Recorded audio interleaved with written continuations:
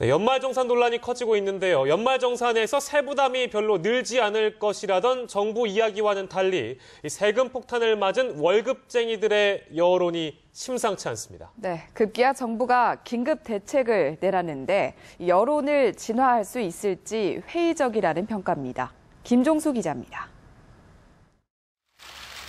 연말정산철을 맞아 여론이 심상치 않게 돌아가자 정부가 긴급 진화에 나섰습니다. 대책 골자는 원천징수 기준인 간이세액표의 개정, 공제 항목과 공제 수준의 조정, 추가 세부담의 분납 허용 등입니다. 공제 항목 및 공제 수준을 조정하는 등 자녀 수, 노후 대비 등을 감안한 세제 개편 방안을 마련토록 하겠습니다.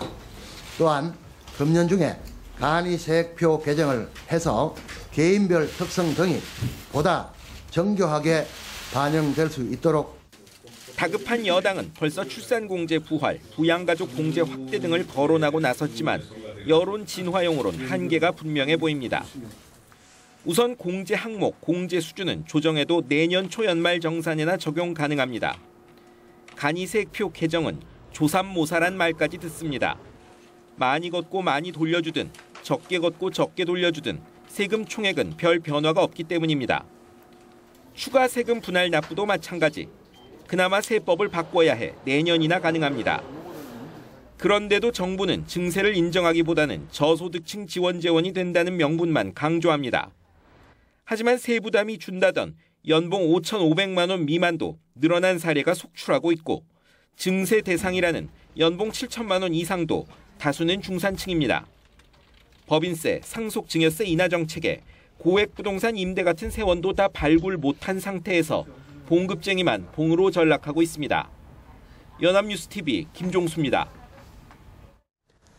정치권도 제도 손질 작업에 본격 착수했는데요. 여야가 내놓은 해법은 다릅니다. 네, 새누리당은 공제 대상 확대를, 새정치연합은 세액공제율 인상을 들고 나왔습니다. 이경희 기자입니다. 연말정산 세금 폭탄 논란이 계속되면서 제도 개선이 필요하다는 목소리가 새누리당에서도 커지고 있습니다. 우리 옛말에 줬다가 뺐으면 엉덩이에 불 난다는 말이 있습니다. 아무리 좋은 정책이라도 국민이 수용하지 않으면 그 정책은 성공할 수 없습니다. 새누리당은 출산공제 폐지 등 정부 정책에 반하는 불합리한 부분은 되돌리는 수준을 넘어 강화하겠다고 밝혔습니다. 저출산 대책을 추진하면서 출산공제를 줄이는 건 앞뒤가 맞지 않다는 겁니다. 둘째 아이 혹은 셋째 아이에 대해서는 특별히 더 혜택을 주는 방향으로 정부 정책에 구현될 수 있는 그런 여러 가지 점을 살펴서 다자녀 가정과 독신자 가족의 환급 축소액이 상대적으로 큰 것에 대해서도 보완을 약속했습니다. 야당은 정부가 발표한 간이세액표 변경, 분납 추진 등은 그야말로 조삼모사식 해법이라며 대기업 중심의 조세 정책을 포기하는 게 근본 해결책이라고 주장했습니다. 연말정산 천인혈, 직장인 연말정산은 천사람의 피요, 기업 감세 만성고, 기업에 깎아준 세금은 만백성의 기름이다. 새정치연합은 세액 공제율을 20%로 5%포인트 높이기 위한 세법 개정안을 2월 임시국회에서 추진하겠다고 밝혔습니다. 공급 생활자들의 세금 부담을 경감시키고 조세 형평성을 높이기 위한 정책, 법인세를 정상적으로 환원하는 것까지 적극적으로 검토하도록 하겠습니다. 하지만 새누리당이 일괄적인 세액공제율 인상은 수용할 수 없다는 입장이어서 진통이 예상됩니다. 연합뉴스TV 이경입니다. 자, 그렇다면 왜 13월에 월급이자 보너스라고 불렸던 연말정산이 직장인을 울리는 세금 폭탄으로 변하게 됐을까요? 네, 팽재용 기자가 그 배경을 짚어봤습니다. 연말정산 논란은 소득공제를 세액공제로 바뀌면서 시작됐습니다. 소득공제를 대폭 줄임으로써 소득세 과표가 높아져 소득세 부담이 급격히 늘어난 겁니다. 세액공제로 세금 일부를 돌려줘도 소득세 증가분엔 턱없이 못 미치기 때문입니다. 또 교육비의 공제금이 소득과 상관없는 세액공제가 되면서 자녀가 많을수록 세금을 더 내는 황당한 일이 발생하기도 했습니다. 7천만 원 이상을 고소득자로 규정하고 고율의 세금을 부과한 점도 착오였습니다. 요즘 4인 가족 기준으로 세전 연봉 7천만 원은 교육비, 생활비 내기에도 빠듯한 것이 현실입니다. 소통 부족도 사태를 악화시켰습니다. 정부는 세법 개정 때 소득 공제 감소로 인한 충격을 충분히 설명하지 않았습니다. 또 고소득자만 세금을 더 내게 되며 5,500만 원 미만 연봉자는 세부담이 없다고 강조했습니다. 하지만 현실에선 연봉이 적은데도 세금을 토해내는 경우가 속출하며 납세자들에게 큰 충격으로 다가온 겁니다. 보험료 지출, 기부금 같은 것이 많은 종전에 많았던 사람이 더 많은 세부담을 느끼는 것으로 나타났기 때문에 이게 좀 이상하다는 생각을 갖게 되는 것이죠. 갑작스런 세금 부담 증가는 가뜩이나 어려운 경제 상황에서 유리지갑 직장인들의 씀씀이를 더 줄이게 만들 전망입니다. 정부는 문제점을 인정한 만큼 납득할 만한 개선 방안을 마련해야 한다는 목소리가 높습니다.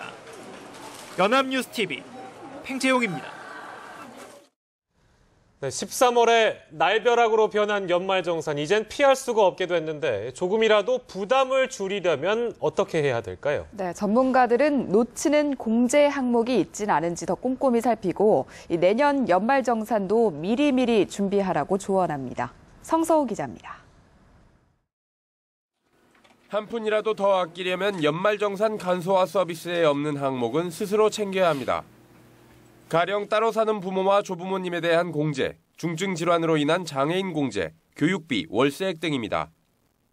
이 중 가장 많이 놓치는 항목은 떨어져 사는 직계 존속에 대한 공제입니다. 부모님이 따로 사시더라도 소득 금액 100만 원 이하의 만 60세 이상이라는 요건을 갖췄다면 가족관계 증명서를 제출해 150만 원을 공제받을 수 있습니다. 한 명당 200만 원인 장애인 공제도 놓쳐서는 안 됩니다. 각종 암이나 중풍, 치매 등 중증 질환으로 치료를 받으면 세법상 장애인으로 분류돼 병원에서 증명서를 발급받으면 공제가 가능합니다. 교육비는 영수증을 제출하면 15%의 세액 공제를 받을 수 있는데 현금으로 내고 영수증을 받아두지 않았다면 지금이라도 발급받아야 합니다. 월세도 올해부터는 전입신고만 하면 총급여 7천만 원 이하인 근로자는 750만 원 한도 내에서 연간 월세액의 10%까지 세액 공제됩니다. 이 밖에도 의료비나 기부금 등은 간소화 서비스에서 누락될 가능성이 있어 관련 서류를 잘 챙겨야 합니다. 연합뉴스TV 성서우입니다. 국세청이 사망 여부도 확인하지 않은 채 800억 원이 넘는 세금을 부과한 것으로 드러났습니다. 감사원의 국세청 본청과 기획재정부 세제시를 대상으로 한 국세청 기관 운영감사 결과 국세청은 2000년부터 지난해 8월까지 사망자 1940명에 대해서 3,600여 건, 812억 원의 국세를 부과했습니다. 이에 따른 체납세액이 1,298억 원에 이르지만 국세청은 잘못 부과한 국세를 정리하거나 상속인에 대한 부과 방안을 마련하는 등 조치를 하지 않은 채 방치하고 있었습니다.